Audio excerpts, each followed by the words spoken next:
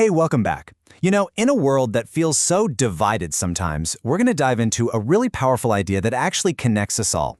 It's the shared human quest that you can find weaving through our deepest spiritual and philosophical traditions. This quote, it just cuts right to the heart of it, doesn't it? It speaks to this universal longing we all have, this inner drive to be better, and not just for ourselves, but for the world around us.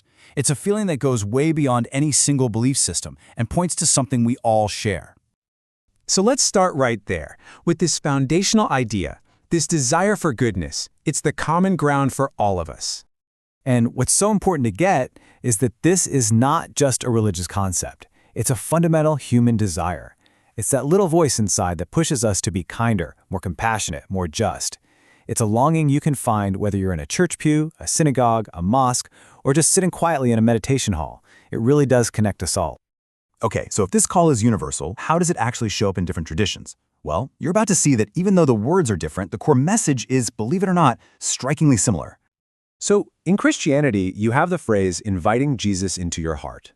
It's about this profound inner transformation, right? A commitment to let love and mercy guide you. Now, what's fascinating is that in modern Jewish thought, there's this parallel idea of awakening the inner mashiach, this spark of redemption inside every person, calling them to heal the world. So you've got two totally distinct phrases, but they're both pointing to the exact same thing, an internal change that is meant to radiate outward. And this pattern just keeps going. It extends across so many other traditions. Buddhists talk about awakening compassion. Taoists talk about walking in harmony with the way. Islam guides its followers to live out their God-given goodness. And Hinduism encourages realizing that divine spark within. The vocabulary changes, but the direction, it's always the same. Inward transformation for outward good. And this really proves it's not about finding the right words. It's about recognizing that we're all listening to the same music, just maybe played in different keys. It all boils down to this simple truth. Different words, same calling. So if the internal calling is the same, what about the goal? What is all this transformation for? Well, the answer lies in a collective, real-world objective. And here is the absolute key takeaway. The unity we're talking about, it doesn't mean everyone has to believe the exact same things. Nope. The unity is found in the purpose. It's about people from all walks of life, all backgrounds, all working towards the same vision, a world that is more loving, more just, and more peaceful for every single one of us. But how do we actually do that?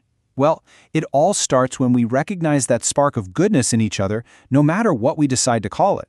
Once we see that common ground, that's when we can start to work side by side to build the kind of healed world that so many of these traditions envision.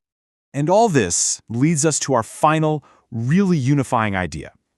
When you strip away all the different names and all the rituals, you start to see that maybe we're all part of one single, magnificent effort, a global movement guided by the most powerful force there is.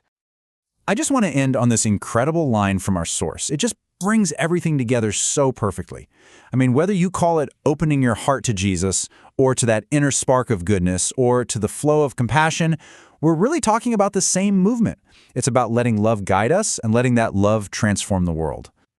And so this whole explainer really leaves us with a personal and I think pretty powerful question to think about. Beyond all the labels and all the different languages, it really just asks each of us, how will you let love guide you? Thanks so much for joining me today.